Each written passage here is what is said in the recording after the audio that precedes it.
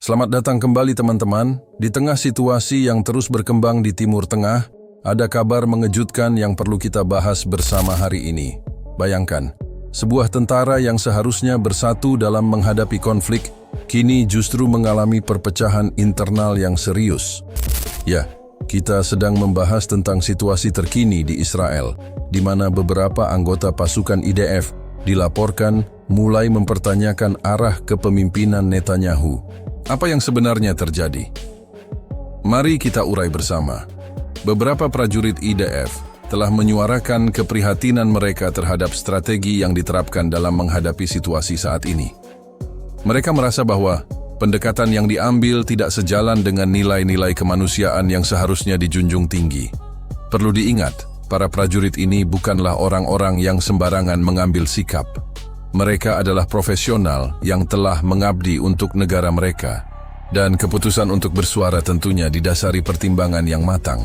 Netanyahu, yang selama ini dikenal dengan kebijakan-kebijakan tegasnya, kini menghadapi tantangan dari dalam institusi militernya sendiri. Beberapa prajurit menilai bahwa keputusan-keputusan yang diambil lebih mencerminkan kepentingan politik dibanding keamanan nasional yang sesungguhnya. Situasi ini tentunya membawa dampak yang signifikan terhadap moral pasukan dan efektivitas operasi di lapangan. Ketika kepercayaan mulai goyah, koordinasi dan eksekusi strategi bisa terganggu. Inilah yang menjadi kekhawatiran banyak pengamat. Namun di tengah situasi ini, mari kita tetap melihatnya dari perspektif yang lebih luas.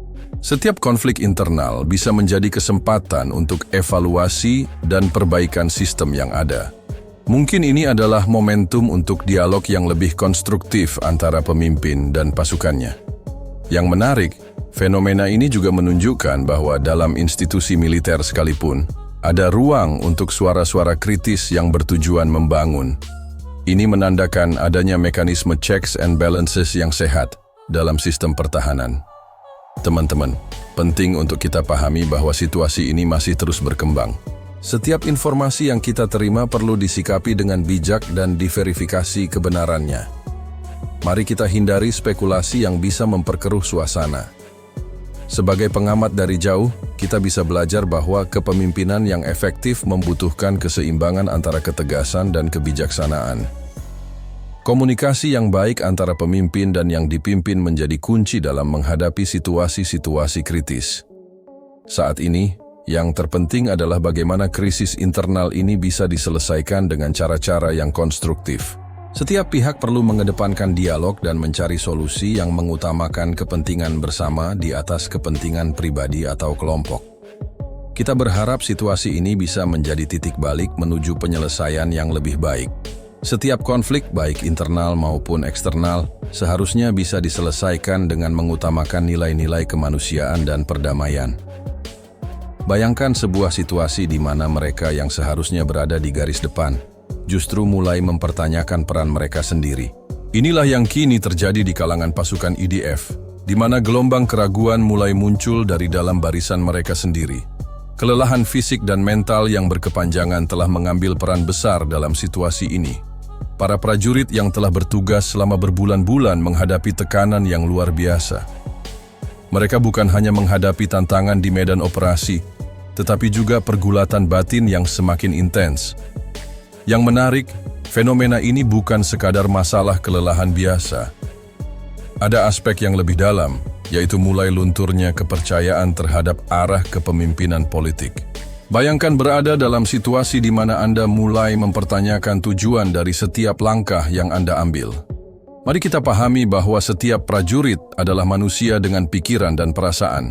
Ketika mereka mulai melihat kesenjangan antara apa yang dijanjikan dengan realitas di lapangan, wajar jika muncul keraguan.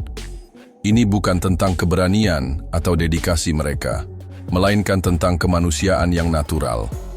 Dampaknya tentu signifikan terhadap efektivitas operasi. Ketika kepercayaan mulai goyah, koordinasi tim menjadi terganggu. Bayangkan sebuah mesin di mana beberapa komponennya mulai tidak sinkron, tentu akan mempengaruhi kinerja keseluruhan. Yang perlu kita soroti adalah bagaimana situasi ini mencerminkan kompleksitas dari setiap konflik. Tidak ada yang hitam dan putih dalam situasi seperti ini. Setiap pihak yang terlibat membawa beban moral dan psikologis yang berat. Penting untuk dicatat bahwa diskusi ini bukan tentang memihak atau menghakimi, melainkan memahami dinamika manusia dalam situasi yang kompleks. Bagaimana tekanan dapat mempengaruhi keyakinan dan bagaimana keraguan dapat muncul bahkan di institusi yang paling terorganisir sekalipun. Fenomena ini juga membuka diskusi lebih luas tentang pentingnya kesehatan mental dalam situasi konflik. Bagaimana institusi militer perlu memperhatikan tidak hanya kesiapan fisik, tetapi juga kesejahteraan mental para personelnya. Menariknya, situasi ini juga menunjukkan bahwa even dalam konflik, suara-suara yang mempertanyakan dapat muncul dari dalam. Ini mengingatkan kita bahwa di balik seragam dan pangkat, ada manusia-manusia yang terus bergulat dengan pilihan moral mereka.